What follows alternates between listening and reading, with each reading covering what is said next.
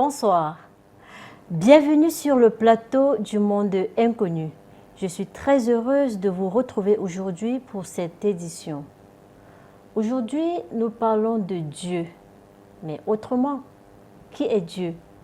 Je laisse le soin au professeur Emmanuel Lipote, qui est d'ailleurs le concepteur de cette émission, de nous en dire plus. Bonsoir, professeur Emmanuel Lipote. Bonsoir, Georgette Mbomé.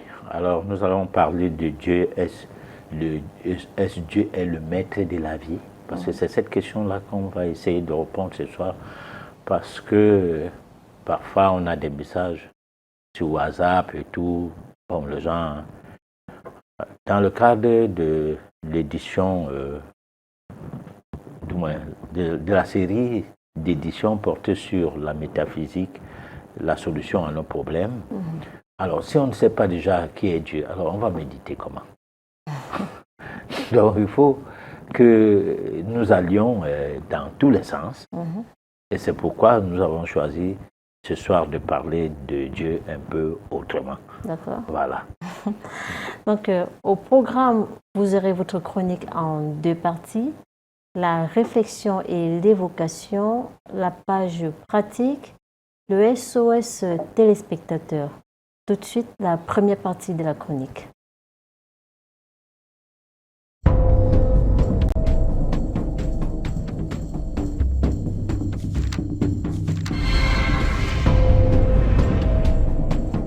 Méditation, la solution à nos problèmes chapitre 53. Dieu est-il le maître de la vie? Lors de la dernière édition, nous avons essayé d'analyser l'impact du karma par rapport à la vie de chaque personne au cours de son existence. Cette analyse a été faite pour nous permettre de savoir le mobile de nos incarnations, voire nos vies successives.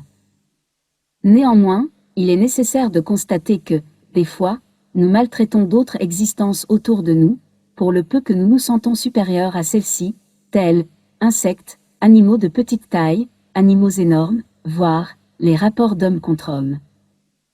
Pour cela, si par exubérance, nous perturbons l'évolution de leur existence, tôt ou tard, nous finirons par récolter ce que nous aurions semé, à savoir une dette karmique. Notre attitude doit consister à ce que nous puissions bien nous comporter pour mieux traiter tout ce qui existe, les minerais, végétaux, ainsi que les animaux. Toute existence émanant de ces trois mondes devrait être sous le contrôle et protection de toute personne, mais tel n'est pas le cas. Seules les personnes évoluées se rendent compte du rôle que l'homme a à jouer dans cet univers. Il s'agit des initiés, bien sûr. Ils sont ces personnes qui ont palpé Dieu, et ne le louent pas par le biais de la foi aveugle. Cela dit, s'agissant de la vie, il est tout d'abord question que nous puissions tout faire pour savoir ce que c'est. Par ce biais, mieux appréhender le fonctionnement de celle-ci, et par ricochet, mieux vivre notre existence. Nous devons nous efforcer de s'approprier de tout ce savoir, par nous-mêmes pour du vrai, sans que nous ayons besoin de focaliser notre attention ou mûrir notre foi grâce aux récits qui nous sont dictés par une quelconque obédience. Par exemple, dans le christianisme, lorsqu'on parle de Christ, on fait croire que c'est Dieu qui s'est fait chair. Pourtant, on ne nous explique pas du tout ce qu'est le souffle de vie, qui s'implémente à chaque fois dans un futur lorsqu'il y a une naissance. Nous ne savons rien de son impact mystique, pourtant l'initié sait que c'est cela la présence de Dieu en nous. Eh bien, Dieu n'est pas le maître de la vie, mais c'est lui la vie. On ne doit pas considérer un tel éclaircissement comme s'il s'agit d'une approche, mais d'une explication portée sur une énigme. Comme tel, le bon sens nous demande de nous plonger dans le fond de cette énigme, pour savoir que la vie est Dieu et que Dieu est la vie. Mais comment parviendrons-nous à la bonne réponse de notre croyance, si nous ne cherchons pas à connaître Dieu? Qu'attendons-nous de ce refus de le connaître malgré qu'il soit au-dedans de nous? Nous insistons et signons que Dieu n'est pas le maître de la vie. Le fait de se focaliser sur un tel concept, c'est ce qui à chaque fois nous fait parler de la grâce de Dieu, et même toujours dire « merci » par la grâce de Dieu.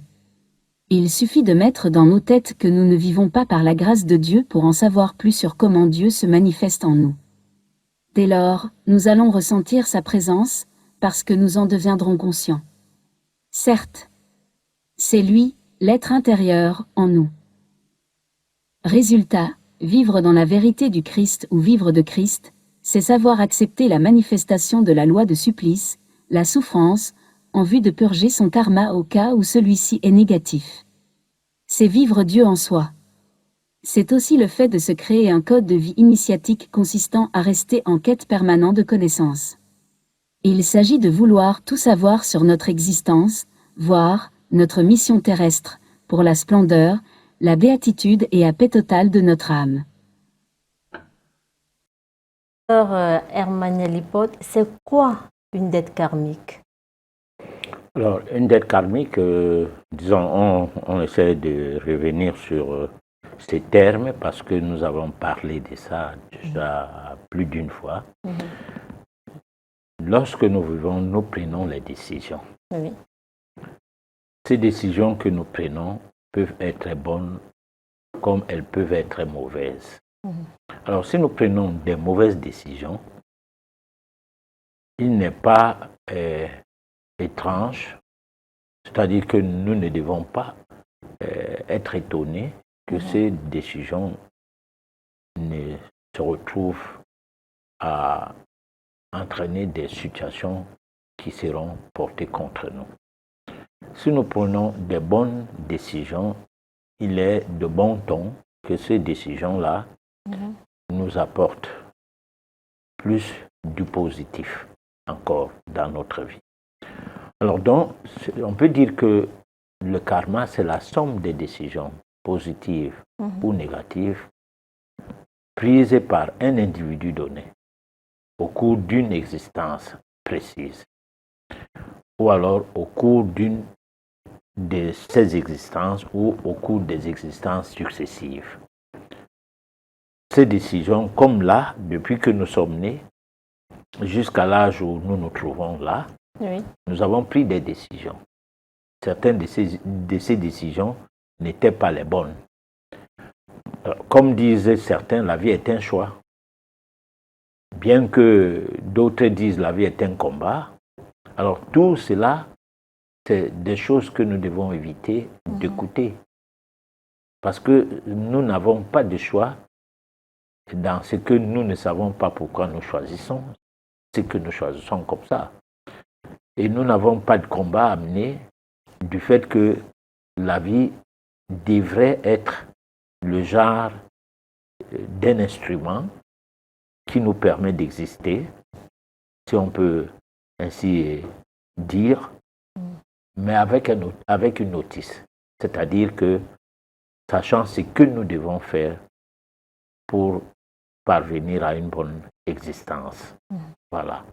Professeur Emmanuel Lipod, qui est le maître de la vie? Alors, il n'existe pas de maître de la vie. Comment ça? Il existe la vie. Parce que c'est même ça qu'il faut élucider. La vie, c'est la vie. Alors, le maître de la vie, ça veut dire qu'il y a un pourvoyeur de la vie, quelqu'un qui quelque part donne la vie. Non, il y a une manifestation de la vie en chacun de nous. D'accord. C'est-à-dire, en chacun de nous, la vie est ainsi implémentée à partir de la naissance. Si nous n'avons pas la vie, nous sommes des morts nés à la naissance. Si nous avons la vie, nous sommes des bébés et puis nous allons donc évoluer de l'état de bébé vers l'état, je dirais, enfant, adolescent, adulte, vieillard, ainsi de suite. Oui.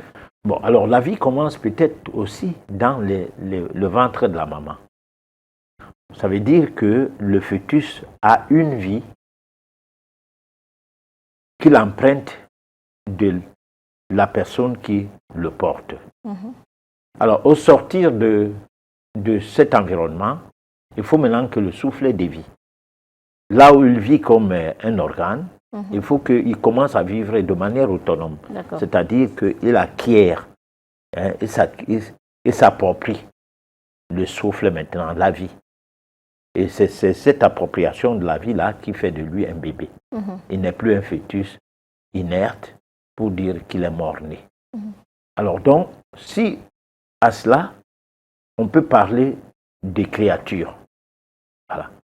Là, c'est en ces temps-là que la divergence commence. Oui. Voilà. Professeur Emmanuel Lipote, on a constaté que certains enfants naissent avec des maladies graves, des malformations, plein de petits bobos dans des foyers, je dirais, chez certaines personnes qui ont un peu de moyens. Par contre, chez certaines classes, chez des fous et autres, qui ne suivent pas de visite prénatale, ils accouchent normalement dans la rue, sans protocole. Comment on explique cela? Bon, disons que c'est un problème de décision. C'est-à-dire? C'est-à-dire l'homme a décidé de gérer l'homme et d'abandonner la gestion de l'homme par les voies de la nature, les voies naturelles. Bon, ça veut dire quoi? Ça veut dire que si une femme, une jeune fille, cache sa grossesse, elle peut, sans avoir consulté un médecin, accoucher et déposer l'enfant dans une poubelle sans que personne ne soit au courant de ce qui s'est passé. Sauf après enquête, ou si elle est surprise en train de commettre le forfait, qu'elle peut être inquiétée, mais elle peut voler dans la nature, on ne la verra jamais. Alors qu'elle ne s'est pas fait consulter une seule fois par un médecin. Donc, son état d'esprit n'est pas embrigadé par des concepts d'un système qui affaiblit l'homme par l'appropriation de son cerveau. Parce que nous sommes nous, au même titre que tout le monde. C'est-à-dire, il n'y a pas une personne qui est au-dessus de l'autre. Aucune personne. L'établissement des classes ne veut pas dire que quelqu'un te dépasse. Le fait que tu es un père, c'est un rôle qu'il joue dans ta vie comme géniteur, mais pas comme créateur, ou bien comme la personne sans qui tu ne serais pas né. Tu serais né tant que tu as ta mission à accomplir, tu serais né de lui comme tu serais né d'une autre personne. Tu serais né noir comme tu serais né blanche, comme tu es assise là. Tu serais né jaune comme tu serais né rouge, même comme la race noire a été exterminée par les Européens. Alors donc, quasiment exterminée en fait, c'est eux qu'on appelle les Amérindiens. Alors donc, tu serais né. Cela ne veut pas dire que, à m'écouter, on doit dire je m'en fous de mon père. Non. Ou bien je m'en fous du gouverneur, je m'en fous du président de la République ou des ministres ou d'un système politique donné. Il ne faut pas perdre de vue. Ne pas comprendre le fondament mystique ou métaphysique de ce qu'on représente. Parce que plus on est initié, plus on ne déplace pas les bornes, plus on ne touche pas à ce qui ne doit pas être touché. C'est pourquoi, dans la chronique, on dit bien que l'homme devrait protéger la nature dans les 3 dimensions. La dimension minérale, la dimension végétale et la dimension animale. Jusqu'à la dimension de l'être qu'il devient, qui chevauche entre l'animal à l'état bestial de ce que ses pensées sont tordues, parce qu'un homme qui a des pensées tordues, il n'est qu'une bête incarnée. C'est-à-dire, c'est quelqu'un qui était dans une autre vie un animal, mais qui vient de devenir un homme. Alors donc, cela peut paraître paradoxal ou bien du n'importe quoi, mais sauf que la raison a toujours raison là où le manque de réflexion ne s'impose pas. C'est-à-dire, il faut un peu réfléchir. Comment nous sommes entourés? Parce qu'au-delà des tempéraments qui sont évolutifs, c'est-à-dire du fait que vous êtes par exemple de même signe, vous êtes tous béliers par exemple, mais vous n'avez pas les mêmes réponses du point de vue caractère. Parce que le caractère, c'est la somme des habitudes. Ça, c'est un rapport avec un bébé qui rencontre des malformations à la oui, naissance. mais ça a un rapport parce que ce bébé-là est venu avec une réponse karmique qui l'amène à naître dans une certaine famille au lieu de naître dans une autre famille. D'accord. Bon, parce que la réponse karmique, c'est quoi? Voilà, là, tu me replaces. Alors, prenons que quelqu'un, il a les moyens, il devient arrogant. Il mange n'importe quoi et il boit n'importe quoi. Oui. Bon, il boit des choses qu'il ne connaît pas. Mais pourtant, il a les moyens pour connaître des choses. C'est même lui qui devait se poser la question que ça, je mange ça, pourquoi je bois ceci, pourquoi. Mais malheureusement, il perd complètement le sens, il n'a pas d'intuition, il perd le sens intuitif.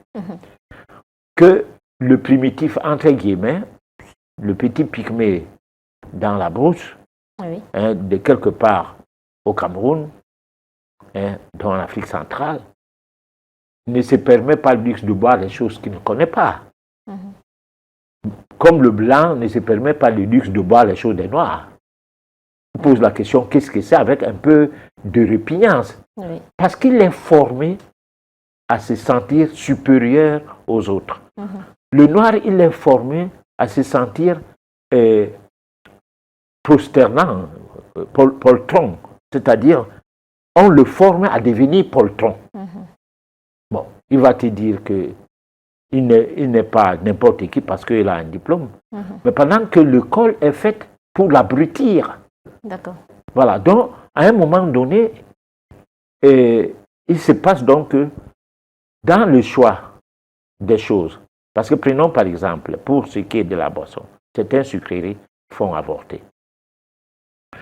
Parce que le E102, placé sur les étiquettes, les gens lisent ça, c'est sur les sucreries, sur les yaourts, sur du chocolat et tout, les nanoparticules qui permettent à ce que le produit ait, c'est pas moi, une bonne couleur, comme en tant que colorant.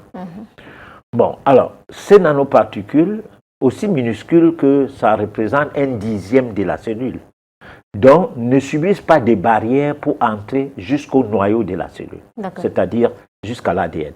Donc la malformation peut arriver pour certaines situations. C'est d'ailleurs ce qui se passe avec les contraceptifs. C'est-à-dire si vous concevez un bébé pendant que vous preniez des contraceptifs et que cela, par rapport à votre organisme, ça n'a pas pu barrer la possibilité de concevoir l'enfant, l'enfant là va naître avec des malformations. Pourquoi? Parce que ces produits ont des nanoparticules, ont dans leurs composants, ce qu'on appelle excipients, des additifs alimentaires qui sont nuisibles pour les cellules. Voilà. Mais est-ce que ça peut aussi être dû au fait que pendant la grossesse, on aurait par exemple fait ce qu'on appelle le toqué-porte? Parce que je me souviens, ma grand-mère me disait toujours, on ne parle pas sur la femme enceinte. Quand une femme enceinte, il ne faut pas parler de d'autres, il ne faut rien dire. C'est après la naissance qu'on peut engager certaines oui, situations. mais là, c'est un problème de tradition. Et celle-là, elle est presque générale, elle est bantou, c'est pas bon. Chez les Blancs, ça ne veut rien dire. D'ailleurs, la dot ou pas la dot, les gens se marient, s'en foutent. Puisqu'ils se marient en homosexualité, donc ils se foutent de tout cela. Mais dans nos traditions, il faut préserver la femme grosse. Et on la préserve de façon à ce qu'il faut que sa grossesse ait atteint un certain nombre de semaines. Oui. Bon, pour traverser le cap de sort, c'est-à-dire qu'on ne peut plus faire quelque chose par rapport à cette grossesse. Bon, donc là, c'est des cas purement et simplement occultes. Bon, que je n'ai pas abordé au cours de mon explication. Heureusement que tu y reviens avec une question précise. Donc, lorsque une femme est grosse, elle n'a pas à aller partout dire que je suis grosse. Hein? Elle doit cacher ça. Attendre que le ventre, puisque la grossesse ne se cache pas. Le ventre va dire, me voici, voilà, il y a la grossesse ici. Bon. Alors, mais là, ça sera déjà qu'on a traversé le cap où on peut détruire le fœtus par des mécanismes occultes. Voilà. D'accord. Je rappelle que vous avez la possibilité de participer à cette émission en nous envoyant les messages au numéro qui s'affiche au bas de votre petit écran. On va passer à la deuxième partie de la chronique. Métaphysique et l'homme. Dieu est une marque de fabrique. La métaphysique confère la science de l'énergie cosmique qui conduit non au ciel comme un lieu, mais au ciel comme un état d'être permanent. Elle permet l'atteinte de la béatitude, un état responsable, réalisable en tout lieu. Toute formation en métaphysique digne de ce nom fournit toujours à ses postulants ou apprenants les méthodes et les techniques qui permettent de vérifier personnellement l'efficacité des principes proposés. En métaphysique, Dieu n'est pas une marque de fabrique parce qu'il est possible de décrypter le monde inconnu. On doit se mettre conséquemment sur le chemin de l'évolution pour parvenir à l'ultime but, établir une connexion avec l'au-delà pour atteindre l'absolu, Dieu. Il n'est pas question de convoquer ou de glorifier l'éternel, les idoles, la déité, ces sortes de divinités. Des noms sous-invocables mettant l'accent sur la grande énigme de la vie que d'aucuns appelleraient le grand architecte et chez les religieux, Dieu. À l'intérêt des populations, plus qu'à soi-même, dans l'imaginaire, l'homme a fini par faire exister un grand nom, Dieu. Outre une entité qui se veut divine et dont le nom à lui attribué serait bel et bien signifiant, un phénomène énigmatique qui au fil des années a pris de tournures gombotiques. Les malins, à partir du nom de Dieu, ont créé des obédiences et ils en ont fait un fonds de commerce. Pour mieux maîtriser la chose, il fallait tenir tout le monde au respect, pas question de dire n'importe quoi contre ces concepts. On ira jusqu'à mettre à mort toute personne qui ne veut pas respecter les consignes. Ces gens-là sont devenus des propriétaires de Dieu. C'est eux qui doivent décider qui doit parler en son nom. Avec la naissance de plusieurs obédiences, le dit concept étant différemment perçu, une certaine forme de concurrence est née. Cette situation va provoquer des guerres qu'on va nommer les guerres de religion. On ne doit plus parler de Dieu n'importe comment au risque d'être taxé de blasphémateurs. Peut-être que certains diraient qu'il serait pernicieux ou même prétentieux de vouloir expliquer l'origine de Dieu. Cependant, en métaphysique, rechercher les origines de Dieu n'est que normal. Toutefois, en principe, nous constatons que les origines de Dieu ne nous viennent que d'une idée préconçue. Pendant ces temps, les obédiences monothéistes nous forcent à croire que ces origines sont reçues de Dieu lui-même. C'est ce que laisse croire l'ensemble des religions judéo-chrétiennes. Les obédiences dont la croyance est basée sur le dogme. Sauf qu'avant l'existence de toutes ces écritures qui fusent de toutes parts et de partout, l'homme primitif avait en son temps divinisé le ciel lumineux, l'orage et y planté bien des concepts au quotidien du genre démon, diable, esprit malin, invisible, etc. Mais parce que, ayant plus du mal à affronter certaines difficultés, il est tombé dans le désespoir. Pour s'assurer d'être protégé par les forces invisibles plus ou moins imaginaires, parfois n'ayant aucune suite à sa détresse, a fini par créer la superstition. Celle-ci, à son tour, a donné naissance à un Dieu tutélaire sous un fond d'espoir. Ne dit-on pas que l'espoir fait vivre? Dieu est donc celui qui protège. Il s'avère que Dieu, n'ayant pas créé que l'homme, ayant aussi créé le cosmos, au vu de l'immensité de l'univers, une autre question serait, si Dieu a créé l'univers et nous compris, qui aurait créé donc Dieu? Alors, comment décrypter le monde inconnu? Décrypter le monde inconnu commence d'abord à pouvoir se poser des questions. Hein. Parce que, en fait, beaucoup de gens, pour eux, le monde inconnu n'existe pas. Voilà. Comment ça se fait? Oui, mais tout est connu. Pour le médecin, le monde inconnu n'existe pas. Hein? Ce qu'on appelle science dans les universités, le monde inconnu n'existe pas. Bon, je crois que c'est les astrophysiciens qui peuvent, en quelque sorte, de manière officielle, estimer qu'il y a d'autres situations qui sont au-delà de la simple science.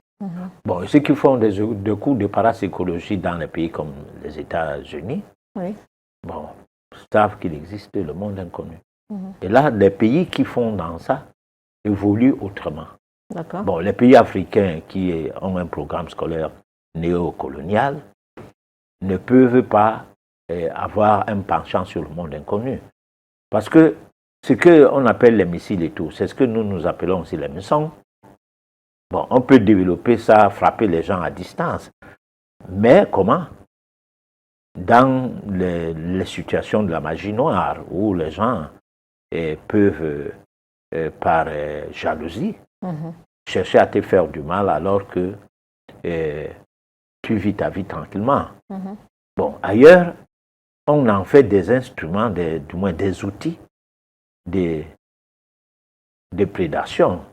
C'est-à-dire de quoi devenir un prédateur et de quoi faire peur. Et dans les rapports de force, on est dans une situation où quand on sait que tes missiles sont supérieurs aux miens, alors tu fais attention.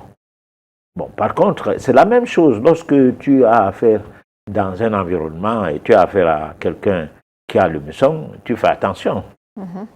Donc, le monde inconnu, c'est ce que nous essayons d'expliquer tout le temps au cours de cette émission. Parler de Dieu, c'est parler du monde inconnu. Bon, mais Dieu, on a essayé de le rendre comme si c'était un père. Donc, nous prions notre Père qui est au ciel. Bon, le ciel, c'est où? On ne sait pas. On sait seulement qu'il existe le ciel. Alors donc, Dieu est devenu un être carrément humain, qui a des oreilles, qui nous écoute, pleurnicher, et qui écoute la talakou, c'est-à-dire le flatter, dire comment il est le roi des rois, le grand des grands, le seigneur des seigneurs, pour bénéficier de son aide. C'est-à-dire comme s'il était sadique. Donc il crée les gens, il aime les voir souffrir, et puis on doit trop prier et trop pleurer, pour qu'après, il rigole un peu, il dit, bon, ok, toi, je te donne un peu de grâce, de ça, tu mérites parce que tu as trop pleuré. Alors, donc ça, c'est pas le monde inconnu, ça c'est de l'invention pure et simple. Parce que lorsqu'on discute, bon, on organise souvent, il y a des chaînes de télévision, même Canal 2, on organise des émissions. Au-delà d'ici, il y en a d'autres chaînes aussi qui essaient d'expliquer, du moins, de faire des rencontres d'idées entre les pasteurs, les prêtres et d'autres personnes de la société. Bon, d'un côté, on donne trop du respect à ceux qui parlent de Dieu comme étant les hommes de Dieu. Et donnant un peu l'impression que ceux qui ne parlaient pas en tant qu'hommes de Dieu n'ont rien à dire par rapport à Dieu. Bon. Alors, donc, c'est comme une confiscation de Dieu. Comme si quelqu'un, lui, il a vu Dieu, il a parlé avec lui, il comprend la chose de Dieu, alors que ce n'est que des concepts, des obédiences qui ont été taillés sur mesure pour atteindre certains objectifs. Alors, c'est pourquoi nous, on dit dans cette émission, souvent, très, très souvent, qu'entre Dieu et nous, il n'y a pas d'intermédiaire. Oui. Alors, comment tu vas connaître un monde dont tu ignores même l'existence? Hein? Ou alors, tu ne cherches pas à connaître l'existence.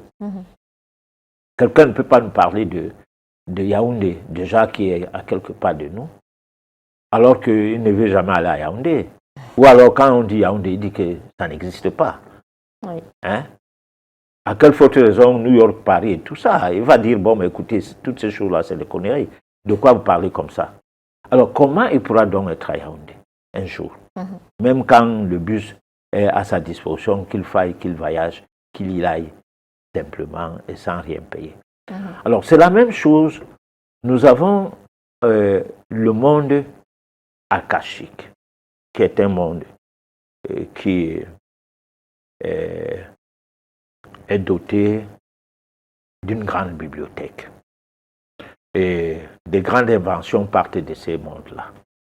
Ceux qui ont voyagé pour ces mondes-là, que ce soit des architectes, ont réalisé des édifices, des immeubles pas possibles. Certains, sans avoir été à l'école, ont dessiné de ces monuments, c'est-à-dire des immeubles, comme je ne sais pas comment expliquer. Alors, aux États-Unis, les gratte-ciel, ce qu'on appelait les gratte-ciel comme immeubles, étaient conçus par des personnes qui ne savaient même pas écrire leur nom. Il faut revenir dans l'histoire. Alors, donc, ça veut dire quoi? Ça veut dire que ce n'est pas le fait d'aller à l'école, mais c'est le fait de voyager, monter, aller plus haut, vers d'autres planètes. Prendre des outils qui y sont, en termes de dessin ou quoi, c'est pas moi. Revenir sur notre planète, la Terre, matérialiser ces outils, soit pour obtenir un moteur, soit pour construire une maison, soit faire ceci, faire cela. Donc, on s'est approprié du monde inconnu en ces temps-là. Parce que c'est un monde où il y a des fois, il y a des voyages. Où je peux être comme ça, je me trouve sur Vénus, dans un grand forum, où les rencontres se font avec des existences des autres planètes. D'accord. Voilà. Est-ce qu'on peut initier tout le monde à faire ce voyage, professeur Emmanuel Lipote? Personne ne doit initier quelqu'un à faire quoi que ce soit. Quand le disciple est prêt, le maître se présente. Comment savoir même qu'on est prêt? Quand le maître se présente. Comment reconnaître le bon maître? Non, le maître, lui, il se présente en bon maître quand tu es prêt. Il ne te dit pas, voilà, je suis le bon maître. Il peut être un être humain comme toi et moi, mais ne pas l'être comme on le pense. On peut se tromper. Non, quand tu es en phase avec ton maître, c'est que tu es son disciple. Même si, quand tu es en phase avec ton père, c'est que tu es le disciple, le fils de ses pères. Quand tu es en déphasage avec ton père, c'est quelqu'un qui t'a mis au monde, mais ce n'est pas ton père. D'accord. Est-ce qu'en voyageant, des fois, on peut avoir des accidents? Si vous voyagez de manière à... comment je peux dire? C'est-à-dire le système aphrodisiaque, c'est-à-dire qu'on prend des drogues pour faire un voyage astral ou des voyages astraux. C'est là qu'on a des accidents? Oui, qu'on peut avoir des accidents. Mais si vous voyagez normalement, parce que votre degré d'évolution, du point de vue spirituel, permet de voyager, vous n'avez aucun accident à craindre. Voilà. Donc, ça veut dire que si je dis n'importe quoi, je veux être architecte, je peux vous voir, je commence à voyager, et puis bon, voilà. Les architectes ne sont pas... Pas besoin d'aller à l'école, c'est ça? C'est ce que vous voulez dire? Ah, mais non. Dans le monde inconnu, on peut tout avoir. Oui. Parce que dans le monde physique, on n'a que les choses qui existent des autres gens. C'est ça qu'on enseigne à l'école. D'accord. Et comment on n'enseigne pas comment créer quelque chose, on enseigne comment reproduire quelque chose. Ok. Bon, alors, ceux qui créent ne sont pas forcément ceux qui étaient à l'école. Donc ça s'explique seul. Hein? Ou bien tu as été à l'école, mais tu crées dans un autre domaine où tes études ne concernaient pas ces domaines-là. Ok. C'est un seul monde. C'est une seule langue, c'est ça? Oui. Comment on communique là-bas, professeur Emmanuel Lipote? Justement, là, il n'y a pas de couleur, il n'y a pas de langue. Il n'y a pas de religion. Oui. C'est ça, parce que les religieux sont... je ne sais pas, je ne peux pas dire qu'ils sont des fous. J'ai dit que la religion, c'est comme l'école, hein, où tu es en cile. Il faut évoluer pour se retrouver au Kouma 2, puis ainsi de suite. Bon, c'est donc, au niveau de la cile, on peut considérer qu'on peut être chrétien. Au niveau de la maternelle, on peut être musulman, parce que moi, je les classe en dessous des chrétiens. Parce que c'est la maternelle même, parce qu'ils n'ont rien d'état christique en eux. C'est-à-dire la double dimension de l'homme ne les intéresse pas. Ce qui les intéresse, c'est des concepts préétablis par une certaine tradition moyen-orientale, une tradition moyen-orientale. Alors, donc, c'est un peu différent. Par contre, le christianisme, comme c'est des fous qui sont venus avec en Afrique et qui ont véhiculé ça partout, ils ont copié les choses ici et là, et finalement, ils ne maîtrisent plus rien, ils abandonnent. Hein, par exemple, en Europe, le christianisme se fait de moins en moins de logis, hein, ou de la logique par rapport en Afrique. Bon, la logique chrétienne, aujourd'hui, est en train de prendre un renversement de situation. En attendant, le miettement du christianisme va produire alors une croyance unique. En fait, le miettement de la croyance va susciter une croyance unique. Donc, comme ça, les gens vont commencer à découvrir, du moins, ils se mettront à découvrir qui ils sont. Parce que nous ne savons pas qui sommes-nous. Voilà. D'accord. Nous ne savons pas qui sommes-nous et comment... Nous ne savons pas d'où venons-nous, pourquoi sommes-nous là ou allions-nous après. Bon, donc on ne sait même pas qui sommes-nous. D'accord. Hein? Et il est important de le savoir. De le savoir, parce que tu ne peux pas ne pas savoir que tu t'appelles tel. Parce que les gens cherchent à savoir le nom de Dieu, mais ils ne savent même pas déjà comment il s'appelle. On leur a donné un certain nom. La signification de leur nom. Par exemple. D'accord. Comment savoir accepter la manifestation de la loi de supplice, la souffrance en vue de purger son karma au cas où celui-ci est négatif? Alors, purger son karma au cas où celui-ci est négatif, c'est accepter souffrir.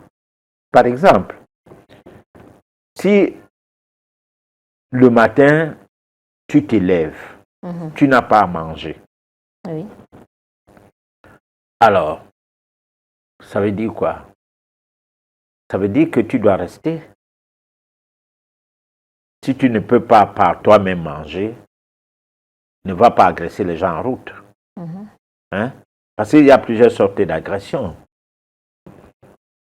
Si tu t'élèves le matin, ou bien si tu es dans la vie, que certaines situations, tu n'arrives pas à les résoudre. Il n'est pas interdit de demander à ce qu'on te porte secours par certains individus, puisque le secours qu'on te porte, tu dois le porter à d'autres. Parce que c'est comme une cotisation, une tontine. Oui. Voilà. Mais il ne faut pas refuser d'être puni par tes fautes. Si tu commets une faute, accepte qu'on te punit. Et tu quittes sur ça.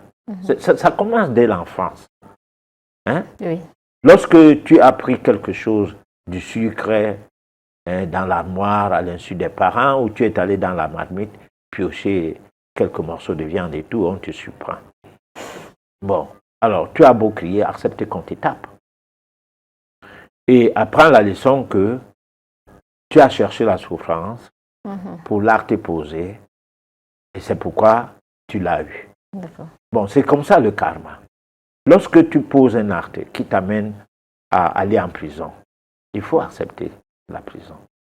Si tu achètes qu'on ne t'emprisonne pas, tu n'as pas mal fait. Tu as payé un sacrifice, d'accord. Mais commence donc, puisque en fait, c'est comme si le juge pouvait décider qu'il ne te met pas en prison, mais tu payes l'amende. Bon, donc si tu as payé l'amende, change de comportement. Ne dis pas, j'ai de l'argent. Qu'est-ce qui peut m'arriver? J'ai mon argent. Alors là, il y a un problème karmique. Parce que tu peux te retrouver avec une peine de mort. Et ton argent ne va plus servir à grand-chose. Voilà. D'accord, professeur Emmanuel Hippolyte, mais pas toujours facile. Hein. Déjà, même il faut même prendre conscience qu'on est en train de faire du mal aux gens. Ce qui n'est pas facile, c'est-à-dire on nuit aux gens, mais on se dit qu'on est en train de poser des actes positifs. Oui, mais hier à Sud FM, tu m'avais posé la question de savoir que ça parlait des pensées positives ou négatives, à quel moment on peut faire le choix. Bon, moi je sais que tout le monde pense bien. Tout le monde sait qu'il sait tout faire bien. Bon, tu discutes avec quelqu'un, il dit qu'il est correct, et de manière à dire même qu'il est correct plus que tout le monde. C'est les autres qui sont mauvais. Bon, alors, moi je ne sais pas comment expliquer ça. Ce que je sais, c'est que ça fait partie de l'ego. Hein, l'être humain, sauf que quand on dit l'être humain, on ne met pas le noir dedans. Comment ça? Oui, mais parce que le noir n'a pas d'ego qui puisse faire à ce qu'il se donne une dimension de quelqu'un qui dans ce monde peut frapper la main sur la table et dire arrêtez ça, trop c'est trop. Non, il a été esclavagisé, il a été colonisé, il est néocolonisé, il est un alien. Son alignement fait qu'il mange tout, il boit tout et tout.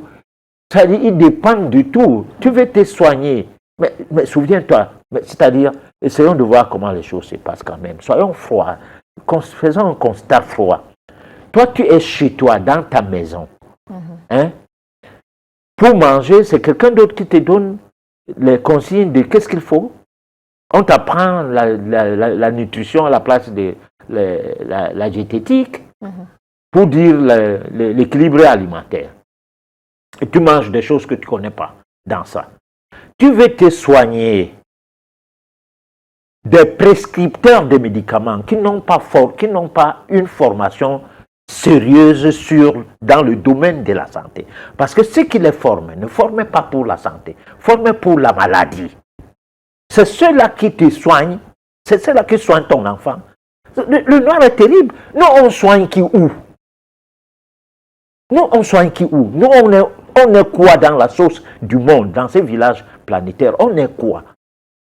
Parce qu'il ne faut pas dire on est qui. On est quoi? Oui, mais c'est même très grave parce que quand on décède à l'hôpital, c'est normal. Mais oui. Mais si on décède chez un traitant, vraiment... Non, c'est pas normal. C'est pas normal du on crie aux abois. Hein? La maison, ça fait du bruit au plafond et tout, on part chercher un prêtre.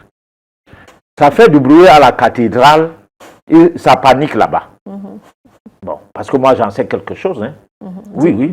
Moi, je ne veux pas parler des choses. Non, dites-nous tout, professeur. Non, moi j'en sais quelque chose. Juste un peu alors. Ça fait du bruit là-bas, on appelle des tradipraticiens. Hein. Ah bon? On appelle des gens, astrologues et tout. Mais ça fait du bruit au quartier. Les mêmes gens ne te disent pas que... Non, arrêtez ça. Vraiment, le noir, lui, il m'a dépassé. Voilà. D'accord.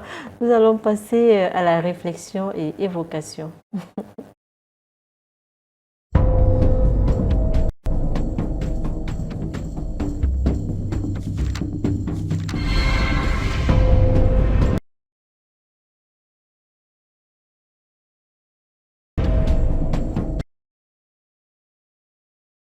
Je perçois aujourd'hui qu'il y a un questionnement, en réalité qui n'a pas de raison d'être. C'est-à-dire, est-ce que l'Afrique, par ses langues, par sa culture, par sa façon de voir le monde, est capable d'intégrer la modernité? Bon, c'est un paradoxe quand même assez surprenant parce que il y a une chose que l'on ne voit pas, c'est que ce que nous appelons la modernité, ce qu'on appelle même la civilisation occidentale, n'est que la civilisation africaine de la période d'occupation de l'Égypte ancienne, depuis l'arrivée d'Alexandre le Grand jusqu'à l'arrivée des Romains.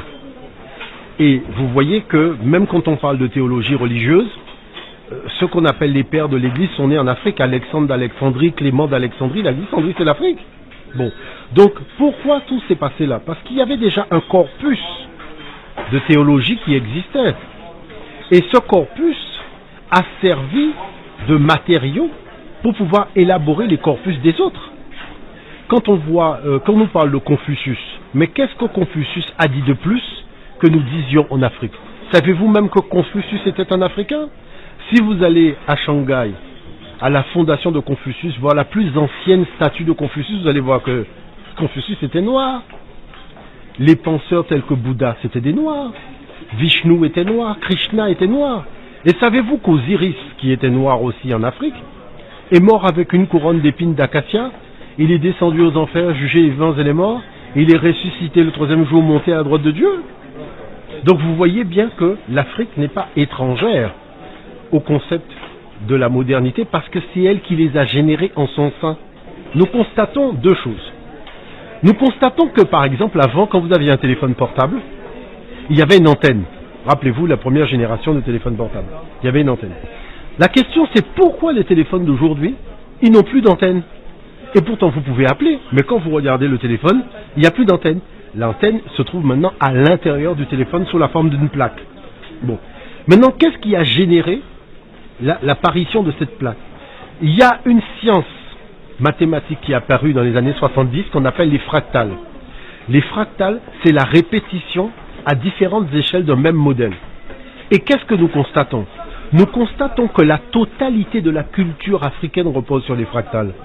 Quand vous avez un tissu africain, vous avez le motif qui se répète plusieurs fois. Vous voyez ce que je veux dire? Quand on fait les tresses africaines, vous avez le même motif qui se répète plusieurs fois. Donc, à tous les niveaux, on retrouve même dans l'urbanisme, quand on regarde vue du satellite, on fait la photo d'un urbanisme africain, on retrouve encore les fractales. N'oubliez pas que, quand on parle de la spirale, quand on accédait dans le palais du roi, il y avait une démarche comme ça, en spirale, on n'allait pas en ligne droite. Il y avait ce grand tour qu'on faisait qui visait tout simplement à se purifier au fur et à mesure qu'on s'approchait de la demeure royale. Mais c'est ça qu'on appelle les chiffres de Fibonacci, c'est tout ça. C'est-à-dire toutes les grandes théories mathématiques, du nombre d'or, du triangle d'or, tout ça. Mais c'est des choses que nous faisions comme si on jouait aux billes. Maintenant, qu'est-ce qui s'est passé? La plaque qui est à l'intérieur du téléphone portable est décorée exactement comme un tissu africain.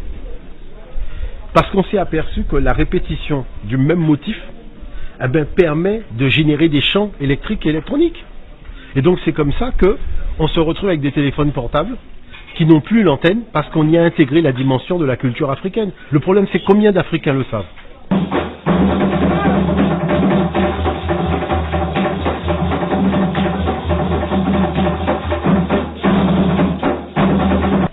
Les Européens se sont aperçus que quand ils sont rentrés en Afrique, à l'époque des razzias négrières et compagnie, la multiplicité des langues correspondait à une multiplicité de systèmes mathématiques, de systèmes astronomiques, de systèmes d'urbanisme. Et vous savez que quand vous menez une réflexion scientifique, vous avez quand même besoin d'une base riche qui va pouvoir générer votre créativité. Quel est le problème occidental? L'Occident écrit d'une seule façon. C'est-à-dire on écrit de la gauche vers la droite. C'est tout. Et le deuxième, donc ça crée un point de vue binaire du monde. On écrit dans un seul sens et l'écriture n'est que des signes. Il n'y a pas d'autre forme d'écriture que ces signes-là. Et en plus, on a une seule langue. Compliqué quand vous êtes chercheur. Maintenant, prenez la dimension africaine de la même chose. Différents systèmes d'écriture. Un son sur un tambouret, une écriture. Un dessin, une écriture. Le signe est une écriture. Une danse est une écriture. Et en plus, vous avez une variété de langues, de peuples, qui fait que vous avez une variété de modèles de recherche. Forcément, comment voulez-vous que face à ça, quelqu'un qui est ingénieur en Amérique ne vienne pas en Afrique pour régénérer sa pensée? Mais sauf qu'il ne va pas le crier par-dessus le toit. Maintenant, c'est à l'Africain de comprendre que l'atout qu'il a et qu'il a toujours eu pour modéliser la pensée de la modernité, c'est toujours devant lui. La chose, c'est qu'il faut qu'il ait maintenant l'ouverture des yeux, l'ouverture de la conscience pour qu'il puisse voir que tous les progrès qu'on dit de la technologie viennent de là. Professeur Emmanuel Dipote, quel est votre commentaire par rapport à cet élément? Le commentaire, c'est que les Africains doivent se rendre compte qu'ils ont tout à leur portée. Ils n'ont pas tout au-delà de leur portée. Ailleurs, ils sont ridiculisés. Chez eux, ils se ridiculisent eux-mêmes. Alors, il faut des gens qui nous rappellent ça. C'est pourquoi, à cette émission, on ne manque pas l'occasion de demander à ce qu'on nous vole au secours en termes de réflexion et évocation. Certaines personnes ressources, comme ce que nous venons de suivre là maintenant comme message. Oui. Voilà. D'accord. On va passer directement à la page pratique.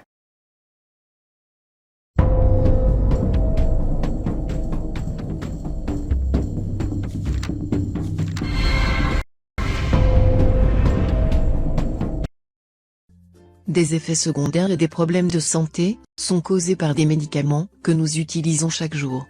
Ils peuvent induire des dommages au niveau de plusieurs organes dans notre corps, notamment les reins et le foie. Découvrez à travers cette vidéo la liste des médicaments qui causent des dommages aux reins. Environ 25% du sang qui circule dans notre corps passe par les reins. Le premier rôle le plus important des reins est de filtrer les déchets présents dans le sang. Les glomérules, qui se trouvent dans la partie externe du rein, sont les cellules responsables de la filtration du sang et de l'extraction des déchets. Ces petites unités sont les plus exposées aux fortes concentrations de médicaments. Ainsi, un grand nombre de médicaments peut causer de graves dommages aux reins. Médicaments et reins, restez prudents. Plusieurs médicaments et plantes médicinales ont le potentiel de nuire aux reins.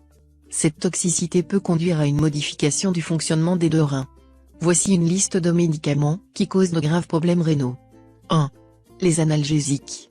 Ces médicaments sont utilisés dans le traitement de la douleur. Ils peuvent être pris par voie orale, voie intraveineuse, sous-cutanée, intramusculaire et transdermique. Cette classe est très vaste et contient plusieurs médicaments et molécules, notamment les anti-inflammatoires non stéroïdiens, l'aspirine, l'acétaminophène, le naproxène, l'ibuprofène. La prise temporaire de ces médicaments peut provoquer une légère diminution de la fonction rénale, qui disparaît dès l'arrêt du traitement. Mais pour les patients qui suivent un traitement prolongé, ils risquent une importante dégradation de la fonction rénale. Selon Dr Brigitte Lantz, secrétaire générale de la Fondation du Rhin, les analgésiques interdisent la synthèse des prostaglandines à l'origine d'une vasoconstriction des vaisseaux rénaux, et une diminution de la perfusion du rein, pouvant conduire à une insuffisance rénale fonctionnelle. 2. Les antibiotiques. Ils sont utilisés pour lutter contre les infections bactériennes en empêchant leur multiplication et en les éliminant. Plusieurs familles et types d'antibiotiques peuvent nuire aux reins, comme la vancomycine, la méticilline, la ciprofloxacine, les sulfonamides sulfamidés. Il est possible que chez les personnes souffrant d'une insuffisance rénale, une prise d'antibiotiques puisse provoquer de graves dommages en diminuant le débit sanguin rénal et en interagissant directement avec la membrane cellulaire ou à travers la production de toxines intracellulaires.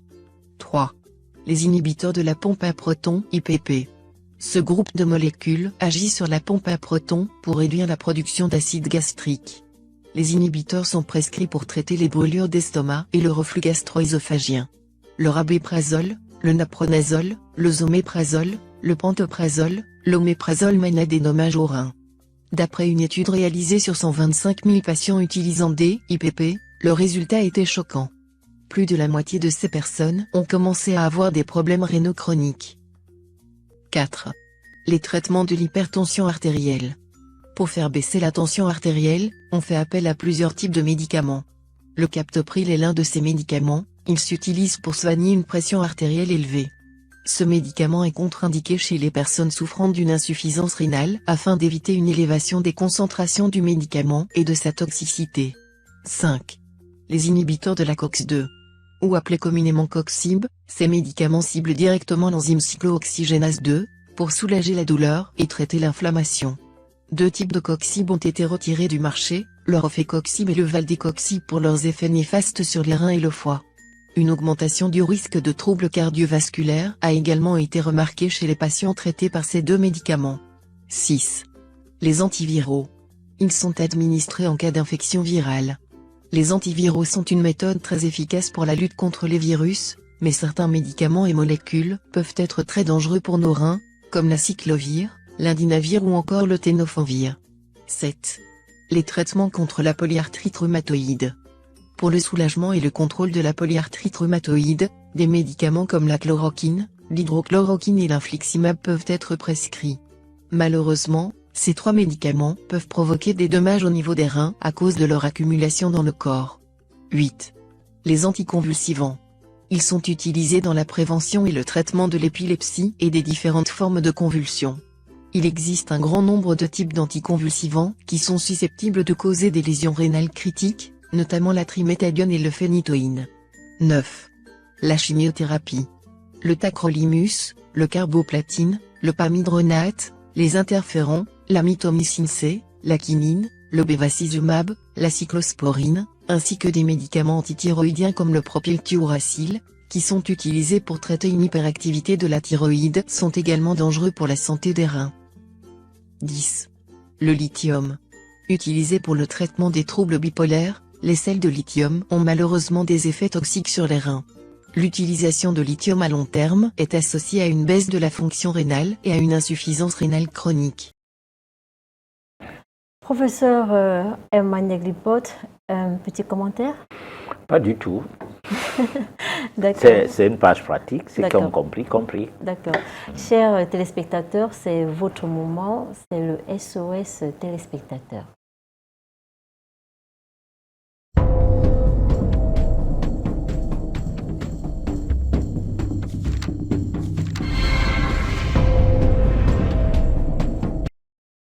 Vous avez la possibilité de participer à cette émission en nous envoyant les messages via les numéros qui s'affichent au bas de votre petit écran. Patriarche, merci pour le thème. S'il vous plaît, j'aimerais savoir, est-ce que vous soignez l'hépatite? C'est Linda qui nous envoie ce message. Alors, le problème de soins, de maladies et tout, c'est des problèmes qu'il faut poser hors antenne. Les C'est-à-dire? raisons sont telles que nous ne sommes pas là pour les consultations des malades. Nous sommes là pour apporter un peu de quoi rendre curieux, c'est-à-dire susciter la curiosité des personnes qui nous suivent, afin que ces personnes-là sortent du bourbier, soit de la méconnaissance de la science, soit de l'inculturation, ou du fait d'être assimilés à des concepts qu'ils ne maîtrisent rien dedans. D'accord. Il faut qu'ils soient curieux. Bon, donc la personne peut appeler hors antenne si c'est qu'il a quelque chose qui pense qu'on peut lui donner un conseil. Parce que si nous critiquons quelque chose, ça veut dire qu'on a quelque chose aussi à proposer, ne serait-ce qu'un simple conseil. Voilà. D'accord. Patriarche, une question. S'il vous plaît, est-ce que vous faites la voyance? Hors antenne. Encore hors antenne. Oui, mais attendez, mais on a déjà dit ça plusieurs fois. Si la voyance, c'est pas quelque chose qu'on ne fait pas. Bon, c'est normal qu'on puisse voir le jour et de nuit quand on connaît, on sait comment fonctionne le monde inconnu. Et la voyance fait partie de ce qui serait de la nuit. Donc on ne peut pas que voir les choses du jour, on doit aussi regarder et avoir un regard sur les choses de la nuit. Bon, donc on peut dire l'homme qui voit dans la nuit, c'est le voyant, ou alors le clairvoyant. Voilà. Ok, bonsoir professeur, thème intéressant. Selon vous, il n'y a pas un maître de la vie, mais il y a la vie. Quel rôle joue Dieu dans la vie? Cette vie sera-t-elle possible sans Dieu? Enfin, qui est Dieu même? Alors, je crois que la personne n'a pas suivi l'émission. Si la personne suit l'émission, on dit la vie c'est Dieu, Dieu c'est la vie. Alors, quel rôle encore? Si ce qu'on appelle le génome, avec les biologistes, les scientifiques qui font l'apanage du fait que les parents Hein? Mhm. Leur code génétique peut aller jusqu'à leurs enfants. Alors, si le parent a un code génétique qui va jusqu'à l'enfant, comment Dieu n'a pas un code génétique qui se transforme en la vie en nous, jusqu'à ce qu'il faille qu'il nous crée seulement? C'est le miettement de Dieu. Nous sommes des miettements de Dieu. Pourquoi vouloir être créé alors que Dieu s'est transformé en toi? Et qu'il vit en toi, c'est pourquoi tu vis. D'accord. C'est-à-dire le soufflet de vie, l'essence de vie, hein? L'énergie vitale. C'est Dieu. Quand ça quitte, tu ne vis plus. Tu n'as pas besoin d'être créé. C'est une manifestation de Dieu qui s'est fait à travers le respire et l'expire. Oui. Alors, dès que le respire et l'expire cessent, ça veut dire que la manifestation de Dieu s'en est allée. Il ne faut pas toujours dire tu ne parlais pas de Dieu comme nous on parlait de Dieu, donc tu ne connais pas Dieu. Toi, tu parlais de Dieu qui t'a dit que Dieu est comme ça. Sauf qu'on t'a seulement, tu as vu Dieu ou discuter avec lui et il te confirme que ce qu'on t'a dit, c'est ça Dieu. Ah! D'accord. Une question extra-thème. Le karma a-t-elle une date d'expiration? Quand la souffrance finit. Par exemple, les femmes battues. Tu, au cours d'une vie antérieure, tu as malmené quelqu'un par le cou. On ne sait pas quelqu'un, un animal ou quoi. Tu lui as tapé 100 coups, 1000 coups. Au cours de cette vie, tu n'es une femme, ou tu n'es même un homme, parce qu'il y a les hommes qui sont battus par leurs femmes. Oui. Quand il t'aura battu 100 coups, il se sera tapé. Là, vous devenez des amis. Donc, tu es en expiration karmique par rapport à ta violence de l'autre, provenant de l'autre existence. Voilà. Ok. Patriarche, à quand la prochaine séance d'éveil spirituel? La semaine prochaine, samedi prochain. C'est pas samedi, c'est quelle date là? C'est pas. Samedi prochain. D'accord, samedi prochain. Ok. Patriarche, je vous suis depuis Kribi. Comment faire pour vous rencontrer? Vous appelez hors antenne. À ce numéro que le numéro dont vous utilisez pour le SMS. Patriarche, tout à l'heure, vous avez parlé de la dot. Comment faire si on m'a doté pendant la grossesse? Non, s'il n'y a pas eu un incident sur le bébé et tout, il n'y a pas de problème. Ouais. Ce n'est pas que c'est interdit de célébrer une dot pendant la grossesse. On le fait parce qu'on ne sait pas dans quel environnement les choses peuvent se passer. Il peut y avoir dans cet environnement des personnes aux intentions verrées.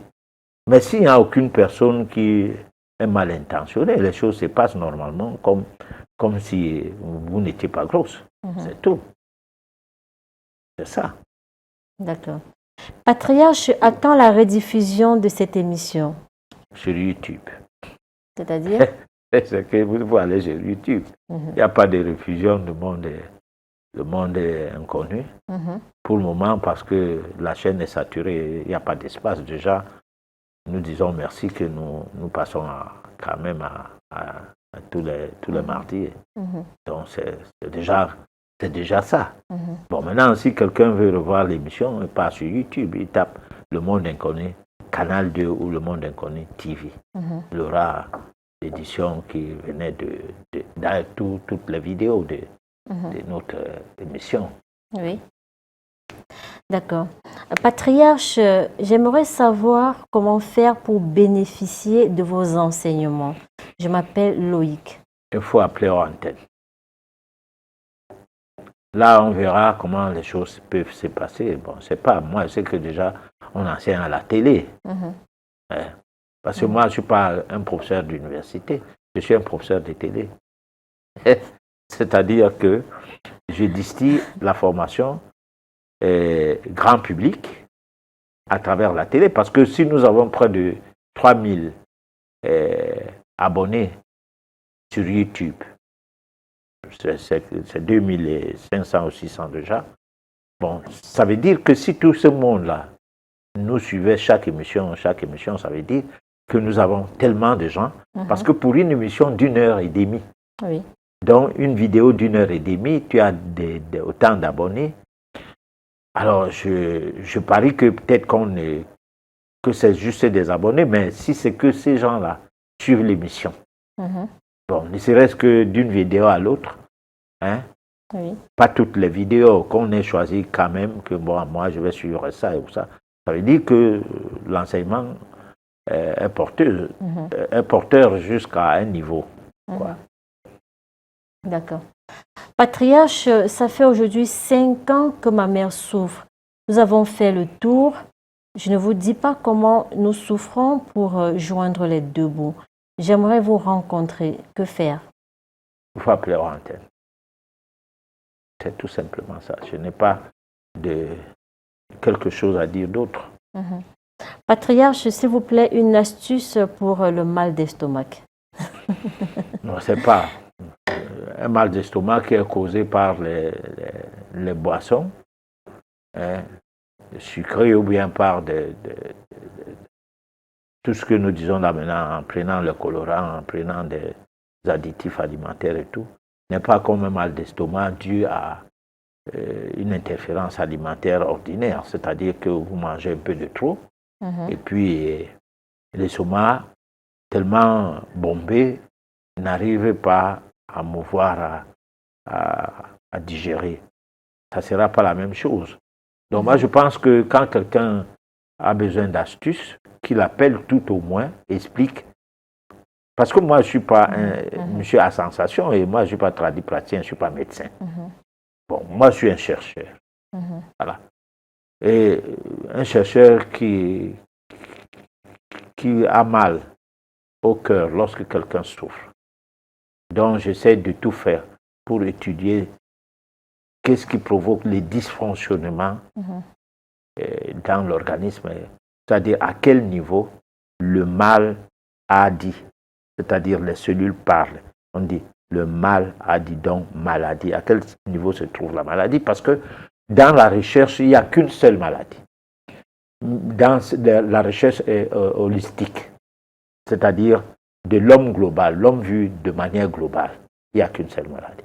Mais dans les autres recherches médicales et tout, il y a 1001 maladies. La maladie des cheveux, la maladie de la peau, la maladie du nez, la maladie des yeux, la maladie des cils, des sourcils, la maladie des ongles et tout ça. Bon, alors, qu'est-ce qui cause toutes ces maladies? On ne sait pas. Tu es malade, on doit te soigner un point, un trait. Et puis, on a fabriqué des produits pour lutter contre les bactéries. Et les bactéries, c'est les prokaryotes. Donc, c'est l'autre partie des cellules qui bagarrent contre les infections et tout. En fait, c'est le soldat du corps, si j'ose le dire. Alors, à un moment donné, on a vu que ce sont d'attaquer les prokaryotes, dont les cellules, les unicellulaires, qu'on appelle bactéries. On s'est mis maintenant dans la logique des virus. Bon, la page noire de la médecine. Ça s'écrit tranquillement comme au 10e siècle de notre ère, on disait que le sang ne circulait pas. Oui. Bon, ça traînait comme ça jusqu'au 16e siècle. Où quand on disait le sang circulait, les gens riaient au nez des gens. Pourtant, quand on s'est blessé, on voyait le sang couler. D'accord. Voilà. Professeur Emmanuel Hippolyte, Dieu peut-il changer le destin d'une personne de la naissance jusqu'à sa vieillesse? Je ne sais pas si Dieu est assis quelque part pour voir les destins des gens et dire, bon, je vais changer ça. Je dis que Dieu est au-dedans de nous. Cherchons-le, nous allons changer notre destin. C'est tout. Hein? Mais il n'est pas assis quelque part, il attend nos supplications et nos pleurs, nos cris et tout. Hein? Oui. Patriarche, j'aimerais savoir s'il y a des animaux dits impurs que nous ne devons pas manger. Par exemple, les fidèles de l'église adventiste ne mangent pas le porc et les autres mammifères non ruminants, les crevettes, le cafard, le canard et bien d'autres animaux. Josnel depuis Berthois. Non, le problème c'est que on suppose que même les poissons carnivores ne sont pas nécessaires parce qu'ils auraient dû peut-être manger l'homme. qui se seraient noyés. Hein? Prends par exemple les rats. Les rats vivent dans la terre et font des trous.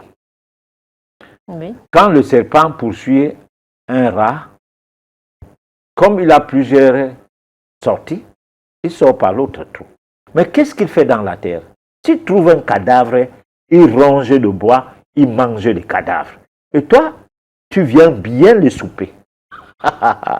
Bon, alors donc, par moment, il ne faut pas dire que tu ne manges pas la chair humaine. Hein? Tu as mangé ce qu'il mangeait, ce que tu ne manges pas. Ce que tu as mangé, ce que tu croyais ne pas manger. Bon, donc, il y a des viandes qu'on ne doit pas manger, quand bien même on est gourmand, qu'on ne veut pas s'en passer. Simplement parce qu'on se dit que, bon, mais cette viande-là est carnivore, par exemple. Bon, moi, je l'ai dit comme ça pour juste susciter un peu de curiosité et de réflexion chez certaines personnes qui pensent que manger les cadavres, c'est s'alimenter. La viande, c'est un cadavre déjà. On mange pour vivre, non vivre pour manger. Manger les cadavres, tu as quelle vie dedans? Au zéro vie. Les protéines, tout ça là, c'est des histoires. Hein, pour vendre la provende et le métier des vétérinaires. On n'a pas fait une faculté de vétérinaire pour rien. Il fallait que ça aboutisse à quelque chose, donc à la consommation de la viande. Comme un discours scientifique. C'est pas que c'est ça qui a créé la consommation de la viande, non.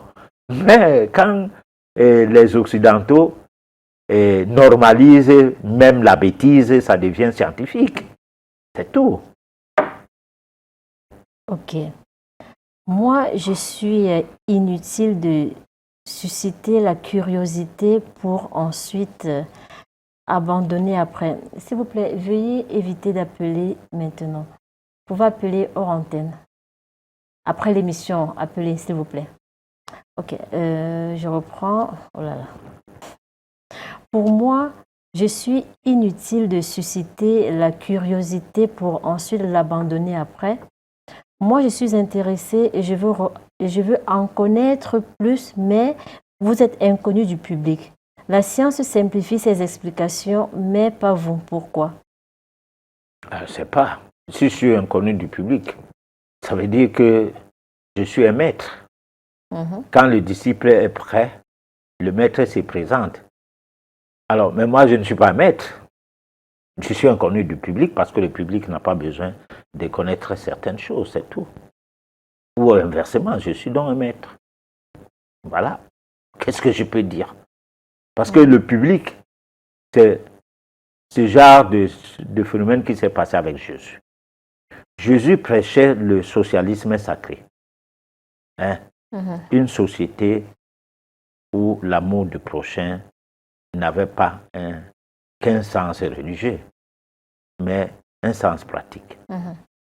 Alors, il a fait ce qu'il a pu faire, mais lorsque Barabbas, qui était retenu en prison pendant plus d'une année, ou environ un an, Ponce Pilate voit que, bon, il ne peut pas perdre les deux personnages, parce que Jésus était un personnage, Barabbas aussi.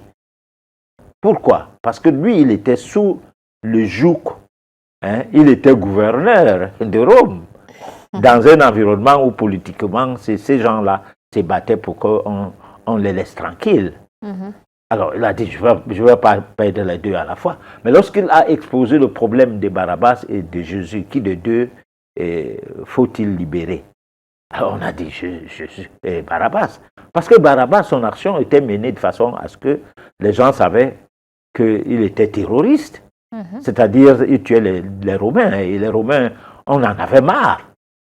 Mais Jésus, lui, il parlait de l'amour du prochain, du sacré, du royaume de Dieu et tout.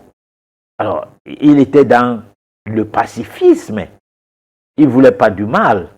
Alors, voilà que la population n'a pas compris cela dans ce sens. On a dit, bon, ben, écoutez, Jésus peut se débrouiller à se ressusciter, mais Barabbas, non. Donc, peut-être.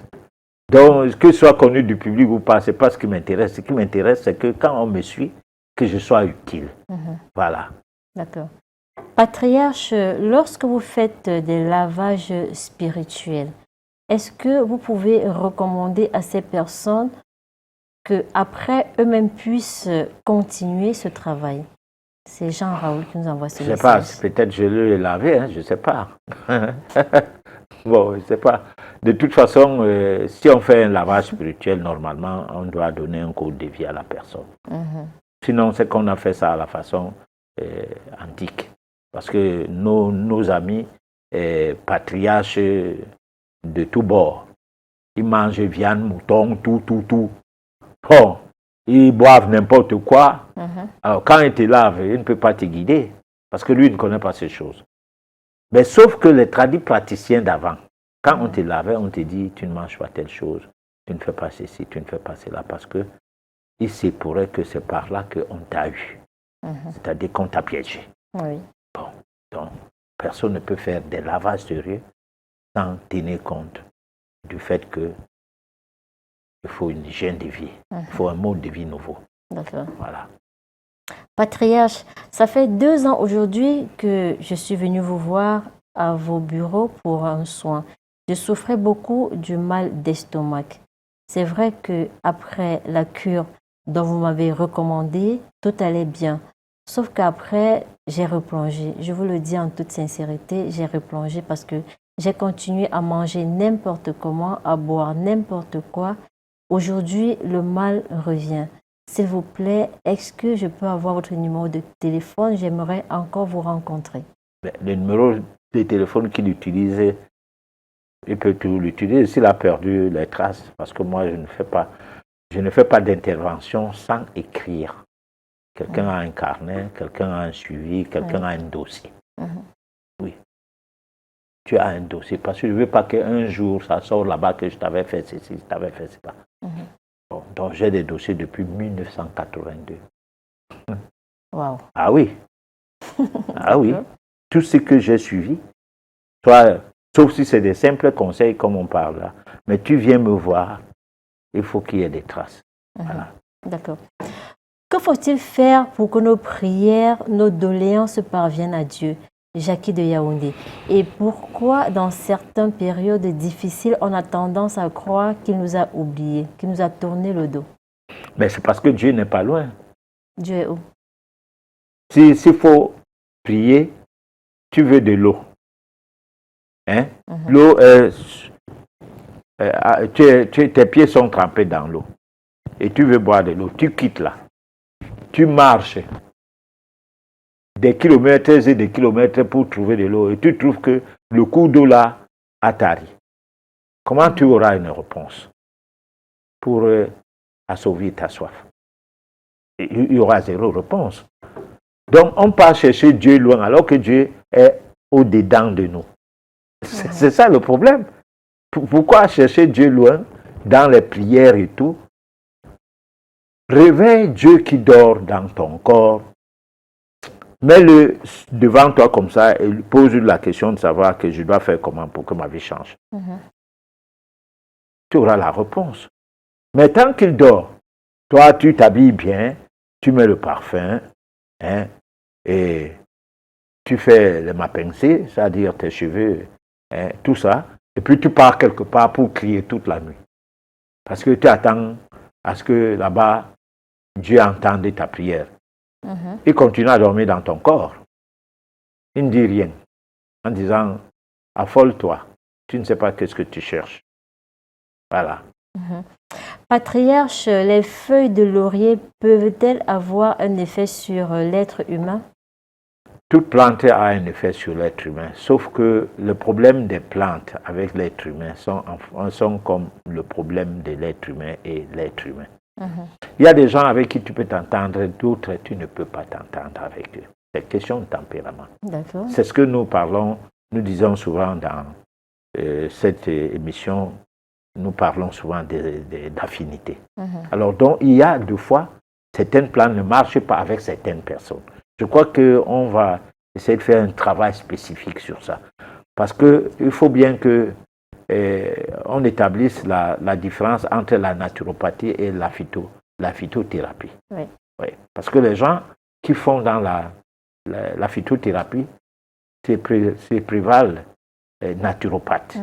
Bon, alors que la naturopathie, en fait, c'est la médecine holistique. C'est une médecine qui ne s'occupe pas que des plantes, qui s'occupe des conseils, qui s'occupe de bien des choses. Hein. L'hydrothérapie, la phytothérapie, la nutrithérapie, c'est-à-dire tout ce qui peut amener à ce que la réponse au mal qu'a dit les cellules puisse se produire. C'est-à-dire comment redonner la chance aux cellules de cesser de déclarer que arrêtez de faire ce que vous faites. Parce que le mal a dit, la maladie veut dire, les cellules disent arrêtez de faire ce que vous faites là. Trop, c'est trop. D'accord. Voilà. D'accord. Patriarche, j'ai l'impression que je suis bloqué. Que faire?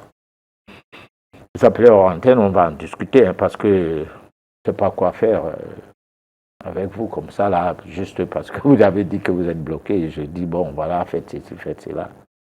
Voilà. Patriarche, ça fait aujourd'hui 8 ans que je travaille dans une entreprise.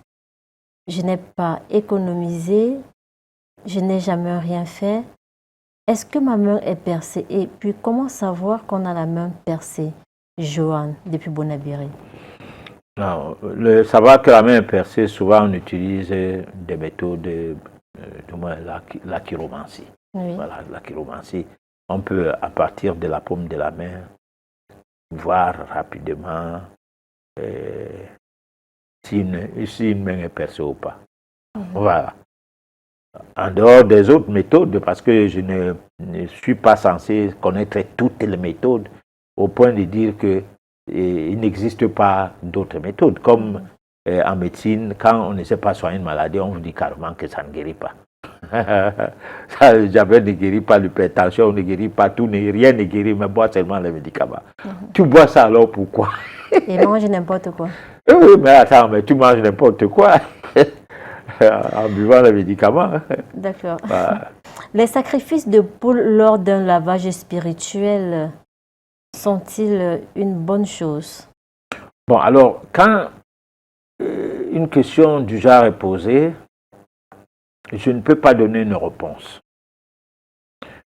Parce que si je donne une réponse du genre, ce n'est pas une bonne chose. Ça veut dire que je maîtrisais bien pourquoi les gens font ce genre de sacrifice. Ou je dis, c'est une bonne chose. C'est que je maîtrise également ça. Ce que je sais, c'est qu'on doit éviter de verser le sang. C'est tout.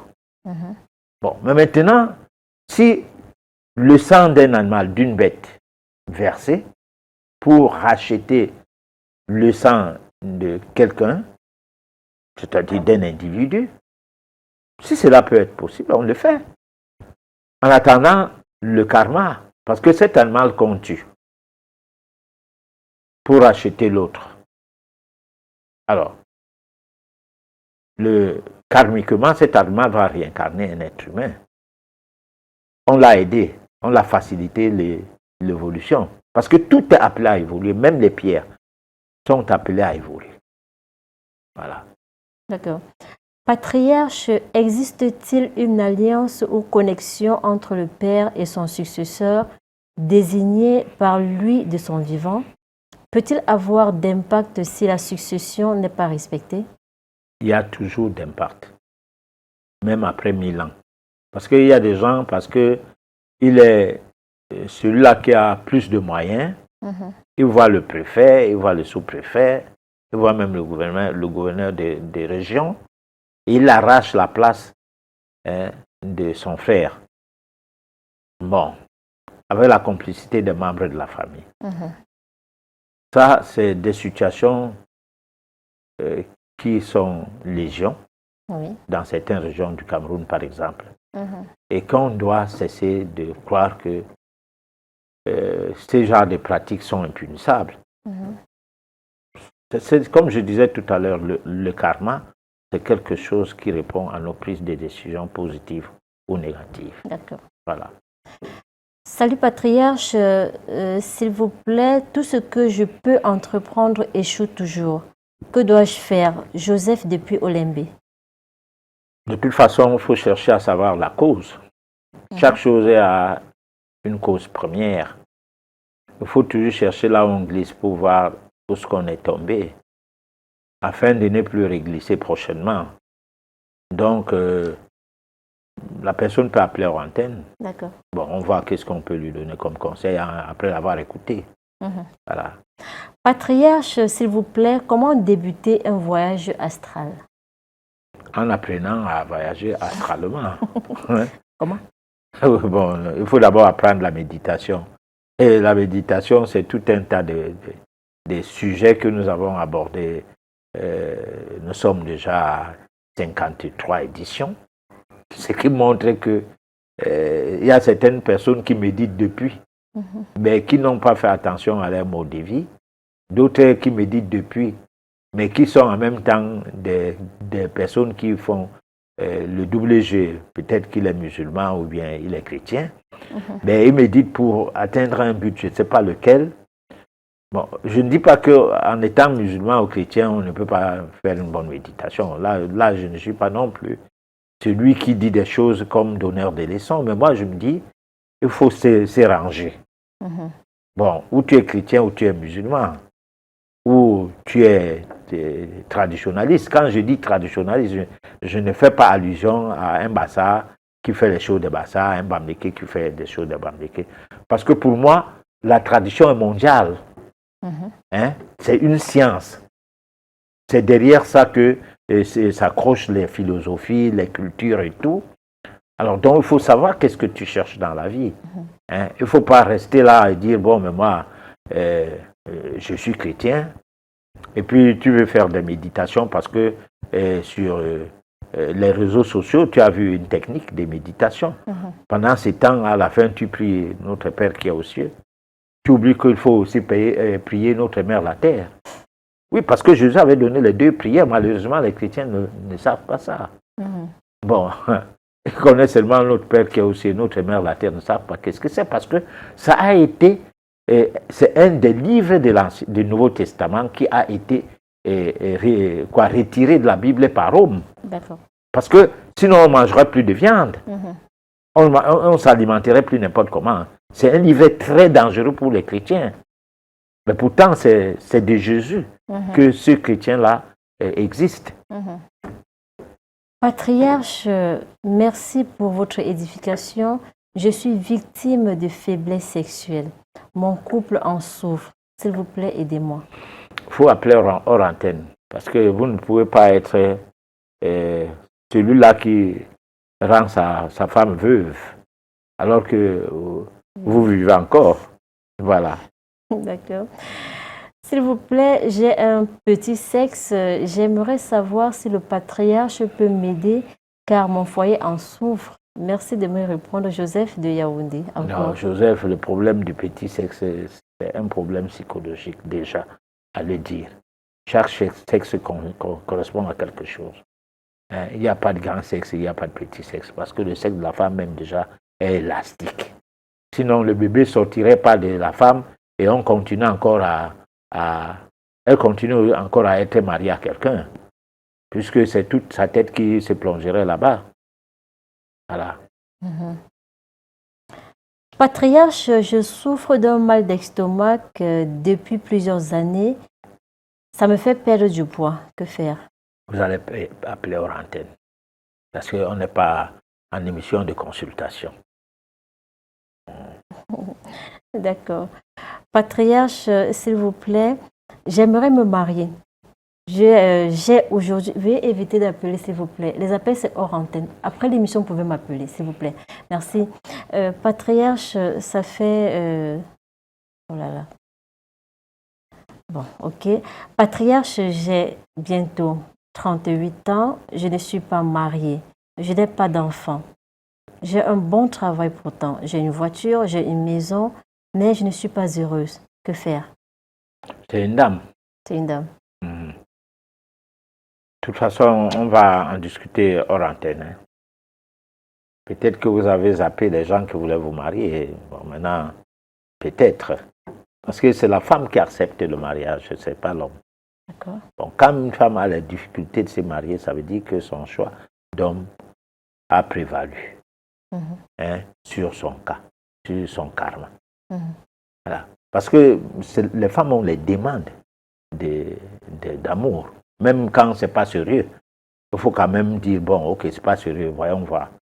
Mais sans toutefois pousser le bouchon plus loin, de peur de tomber dans un caniveau où la personne venait faire ses conneries, et tout en disant que, bon, de deux, quand on est huppé, quand on est nanti, les hommes n'aiment pas les femmes pareilles. C'est-à-dire, quand tu as une vie sociale, l'homme aime une femme qui est diminuée, qui est prête à tendre la main. Mais quand tu as les moyens, les hommes se méfient parce qu'ils disent, bon, mais attends, tu ne dépendras pas de lui. Hein? Parce que moi j'en sais quelque chose. Moi, à une certaine date, je disais ça à une dame, mais je ne savais pas que cette dame venait vers moi pour quelque chose. Et depuis cette période jusqu'à aujourd'hui, même me saluer au téléphone, même prendre mon téléphone, elle ne le fait pas. Parce que je lui ai dit, mais on ne peut pas aimer une femme qui a tout. Tu as une voiture de 46 millions. Tu trouves une personne qui va à pied. Mais s'il n'est pas gigolo, il ne t'aborde même pas. Parce qu'il ne sait pas comment ces maudits fesses vont s'asseoir dans une voiture de luxe comme ça. Et il part à la maison, on voit un luxe sauvage, violent. Non, il ressort, il ne vient plus. Voilà, parce que c'est pas ça l'homme. D'accord. Voilà. Professeur Herman Nelly-Pot, nous sommes arrivés au terme de cette édition. Votre mot de fin? Alors, notre mot de fin, c'est que on va essayer de voir s'il faille que nous parlons du salut. Bon. Est-ce que la méditation et le salut peuvent faire chemin ensemble? Bon. Ou la prière et le salut peuvent-ils faire chemin ensemble? On va essayer de travailler sur ce dossier un peu pour voir, parce qu'il y a trop de gens qui attendent trop de Jésus qui est mort pour les sauver. Bon, on va essayer d'étudier ça. Bon, les musulmans, ils n'attendent personne qui est mort pour les sauver et ils sont dans l'air juste. Bon, on va aider ceux qui sont chrétiens à voir si la mort de Jésus les a vraiment sauvés. Est-ce que la mort de nos ancêtres... Oui, ou la mort de nos ancêtres, mais moi, je ne sais pas, dans la tradition africaine, nous, on n'est pas dans les histoires de quelqu'un qui est mort pour nous sauver. Même quand bien même, on sait qu'il y a des gens qui ont bagarré, par exemple, les indépendances d'Afrique ont été quand même initiés par des individus qui ont suscité le regard des néocolons. Et des colons, quoi, le regard des colons de l'époque. Bon, aujourd'hui, des néocolons, puisque aujourd'hui, leurs idées de voir l'Afrique se libérer continuent à prospérer petit à petit. Donc, ils sont quand même les sauveurs. Comme Jésus l'a été à son genre. Voilà. Merci beaucoup, professeur Herman Nelly-Pot, pour tous ces enseignements. Chers téléspectateurs, on a passé un excellent moment avec vous et on espère que vous aussi. On se donne rendez-vous mardi prochain à partir de 23h. D'ici là, portez-vous bien.